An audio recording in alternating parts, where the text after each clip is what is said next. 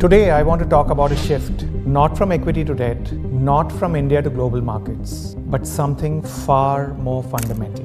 From letting markets drive decisions to letting goals drive asset allocation. Because when you're managing significant family wealth, your biggest risk isn't underperforming the index. It's something deeper. It's when your capital isn't structured for what it's meant to do. Most families still look at wealth as one pool, one return, one benchmark. But life doesn't work that way. You don't have one goal, you have many. Lifestyle needs, long-term growth, philanthropy, intergenerational transfer, liquidity for business, real estate, or investments. And when everything is pushed into one portfolio, the conversation becomes distorted. You could be doing everything right and still feel behind just because a benchmark did better. And that's the problem. In absolute terms, a family may have more than enough liquidity to be on track to fund education, retirement, succession, even meet philanthropy goals, but still feel dissatisfied because the Nifty 50 or the S&P 500 did better. And that is exactly why goal-based asset allocation matters. Traditional portfolio construction starts with risk and return. It assesses the best combination of assets for a given level of risk. This framework is useful because diversification matters, correlations matter, expected returns matter.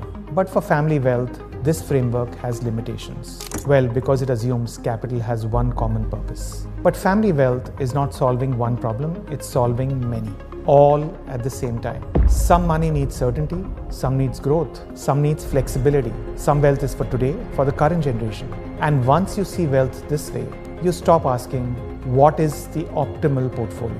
And start asking a better question. What is each part of this capital meant to accomplish? That's the foundation of goal-based investing. A simple way to begin is to think in three buckets: liquidity, longevity, legacy. The first bucket, liquidity. Let's start with that. This is the most underrated part of family portfolios. It feels unproductive, it looks boring, it doesn't excite, especially when markets are rising. It feels like a drag when risk assets are performing. But it was never meant to impress. It is meant to protect decision making. That is where you keep capital for near-term spending, taxes, lifestyle commitments, capital calls, and strategic flexibility. It ensures the family is never forced to sell long-term assets at the wrong time. It allows investors to remain calm at the time that markets become noisy, and that psychological value is enormous. This is often what gives families the confidence to stay calm. The second bucket is longevity.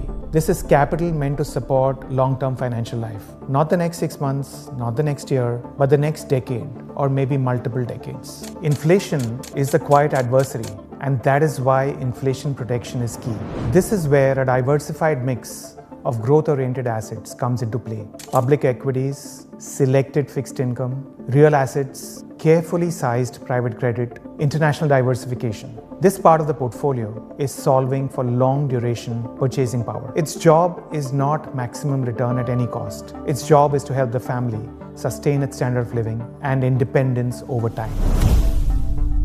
The third bucket is legacy. This is capital that is not really meant for current consumption. It may be intended for children and grandchildren, for long-term trusts, for philanthropy, or for creating enduring family capital across generations. And once you truly define this bucket, something interesting happens. You realize that this capital can often tolerate much more volatility and more illiquidity than most families think. This is where private equity, venture exposure, long gestation real assets, and global growth allocations may fit in. Not because they're fashionable, not because they sound sophisticated, but because their time horizon matches the purpose of the capital. This is the real power of goals-based investing. It does not make a portfolio aggressive, it makes it purposeful, and that changes the way risk is understood. For most families, risk is often defined as mark-to-market volatility. But risk should not be defined only that way. Risk should be defined as the failure to meet an important goal. If money needed in 3 years is exposed to a deep equity drawdown, that is risk.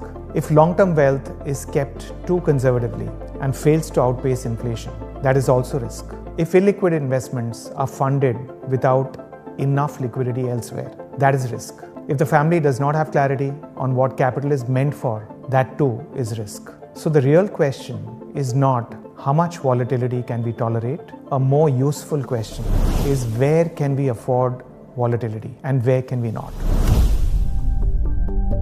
The reason this framework matters is that family balance sheets are rarely simple. Wealth exists in layers. Families may have concentrated exposures to a business, maybe substantial real estate, and legacy assets that are emotionally important but financially illiquid. They may also have global assets, multiple entities, trust structures, tax considerations. In such cases, the market portfolio visible on a statement is not the full balance sheet. It is only one part of it. So the allocation process has to begin with a full map of family capital, family liabilities, and family intent. Many wealth disagreements are not caused by returns. They are caused by lack of clarity and structure. Different family members often assume the same pool of money has different purposes. Basically, one pool, many interpretations. One sees it as permanent family capital, another sees it as deployable opportunity capital, yet another sees it as lifestyle support, and another as legacy. If there is no common framework, the portfolio becomes a battleground of preferences. When goals are clearly defined, prioritized, and linked to distinct capital buckets, conversations evolve. They become calmer, more rational, and more precise. Reporting becomes meaningful. Rebalancing becomes easier. Family is less likely to react emotionally to market noise. This psychological advantage is rarely discussed because the real benefit of goals-based allocation is not just financial, it is behavioral.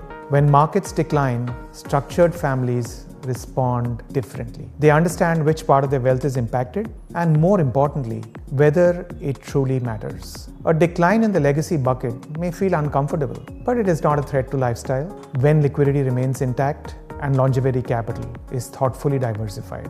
There is then no pressure to make compromised short-term decisions. This ability to stay disciplined, to not react to temporary volatility, is one of the most powerful drivers of long-term compounding. So what are the practical shifts that separate reactive wealth from intentional wealth? First, stop evaluating total family wealth as one undifferentiated pool of capital. Second, define goals by priority, by time horizon, by level of certainty required. Third, build allocation buckets around these goals: liquidity, longevity, legacy.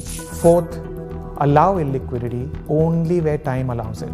Fifth, measure success differently, not just against market benchmarks, but against meaningful progress towards family outcomes. Ultimately, wealth is not about outperforming every quarter or every year.